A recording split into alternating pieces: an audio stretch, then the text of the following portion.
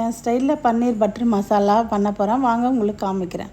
4 தக்காளி 2 வெங்காயம் வச்சு வதக்கி எடுத்துக்கோங்க. கடாய் வச்சு எண்ணெய் ஊற்றி அதிலே கொஞ்சம் இஞ்சி போட்டுருங்க, 4 முந்திரி போட்டுருங்க, வதக்கி ஆற போட்டுருங்க. இன்னொரு வானிலை வச்சு கொஞ்சமாக பட்ரு போட்டு பட்டை லவங்கம் காஞ்ச மிளகா 2 ஏலக்காய் போட்டு நல்லா வதக்குங்க. வதக்கிட்டு அந்த பன்னீர் பட்டர் மசாலா 1 ஸ்பூன் போட்டுக்கோங்க. மஞ்சத்தூள் கொஞ்சமாக போடுங்க. கரம் மசாலா போடுங்க ஒரே 1 ஸ்பூனு. வெறும் மிளகாத்தூள் 1 ஸ்பூன் போட்டுக்கோங்க. போட்டு நல்லா வதக்குங்க. நல்லா வதக்கிட்டு அப்புறம் அந்த ஆற போட்டு அரைச்சி வச்சுருக்கோம்ல அந்த பேஸ்ட்டு, அதை எடுத்து இதில் கலக்குங்க. கலக்கிட்டு நல்லா மிக்ஸ் பண்ணுங்கள். பண்ணிவிட்டு கொஞ்ச நேரம் கொதிக்கிட்டோம்.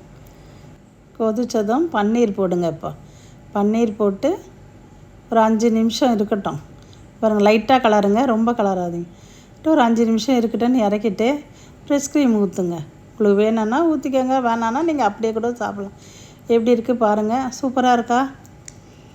என் ஸ்டைல் பன்னீர் பட்டர் மசாலா.